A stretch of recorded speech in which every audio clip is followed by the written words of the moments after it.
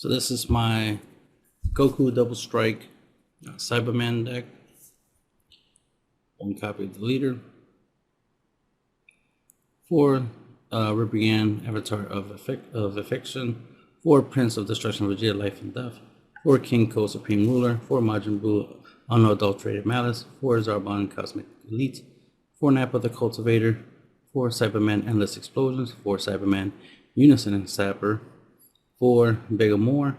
4 Dormant Potential Unleash. 3 SS Bardic Paternal Unison. 3 Metacooler Terrifying Horde. 3 Vegeta Resolute Agents of Destruction, and 1 Majin Buu Kibito Kai Absorbed. So obviously our defensive cards is Kibito Kai. This can, by using his active main and battle ability, you can make it where your opponent can't attack with battle cards for the turn. So pretty much it'll give you an extra turn for you to use this. Plus has the ability to take your opponent's unison. We got Dormant Potential, which can give you a blanket defense. Same for Big Amore. If you activate it on your turn, your opponent's battle card's 5 cost, so more can't attack. So it's good against those decks that bring out big battle cards out for cheap. And we got 2 sets of Saibamen blockers that serve different purposes. This one helps you knock off a marker off of a unison when this card gets KO'd by battle or a card effect. If your opponent's unison has 4 more markers, you can take one off. It'd be nice if it just in general takes a marker. I don't know why it's kind of productive for it to be if they have 4 more, then you do it. It's like, why can't I just do it, period? Because if they have 2 markers, I like to knock 1 marker off and then attack it and kill the unison, right? But oh well, beggars can be choosers.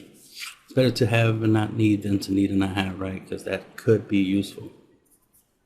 Then we have Saibamen Endless Explosion, which is also a blocker.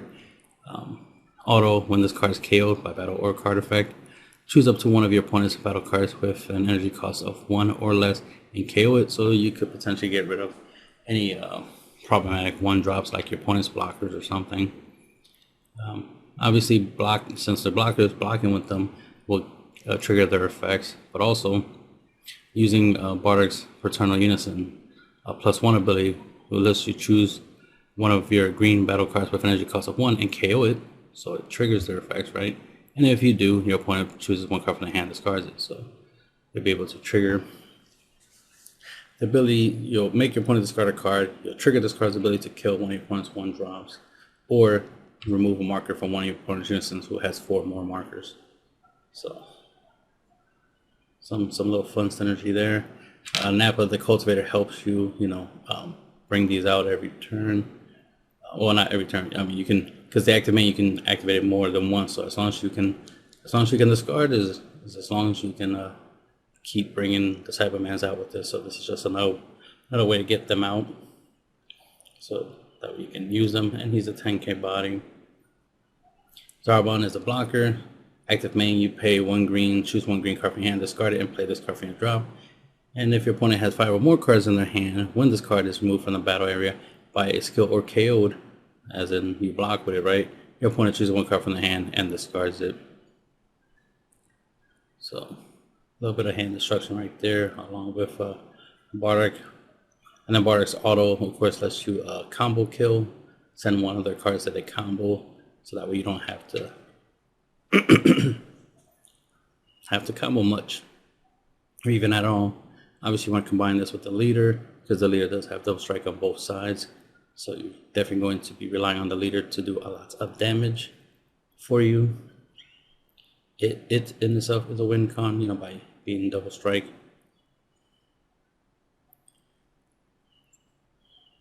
And then we got some more, we got some counterattacks, floodgates right here that will make it where this one makes it where your opponent discards a card from the hand to attack with each battle card. This one makes it where your opponent choose 1 card in your hand and discard it if your opponent can't attack for the turn unless they choose 2 cards in their hands and discard them. So this one does 1 card for each card in the hand. This one does 2 for each attack. So they serve similar purpose, but one's a little bit stronger than the other, right? But It's better to have both than to not. So you have eight chances of being able to trigger that type of effect. So it's a little bit of hand control there. Then we got Prince of Destruction Vegeta. Really good card because it's a 3-drop 30k essentially because of its servant skill. So it gets 10k boost. So it's a 30k double strike. So you definitely could apply a lot of pressure with 30k double strike. And has the auto once per turn when your opponent activates a counter skill like counter attack, counter play, counter. You can restand this card. And because of servant, you know, your battle card doesn't untap during your untap step. So this having that auto comes in handy. Because there's no other way to restand it in this deck, and there's no overlord in this deck. So the fact that it has that ability is awesome. So it's just a really good generic 3-drop green card to use. And again, like I said, 30k double strike. You can never go wrong with that. He's just so good. And then we got Rebrand. She's 30k triple strike. She's a board wipey player. Clear your opponent's board, ignoring barrier, right? And then she has the permanent, if your leader card is green and this card is in rest mode, your opponent can't attack. Your opponent can only attack this card. So your opponent can't attack your leader or your battle card. It can only attack this card. And she's a big girl, so she can take it. So a lot of defensive cards, as you can see in this deck. Very defensive. Obviously, we're definitely taking advantage of our leader being double strike, and you know, using Bardock to combo kill, so that opponent it would be hard for our opponent to out combo our attacks. And every time we're swinging with our leader with double strike, they'll definitely want to, you know, negate it, block it, or try to out combo it. And of course, with Bardock, his father will try to help him, back him up, make it hard for them to stop his son Goku. And then we got Metal Cooler.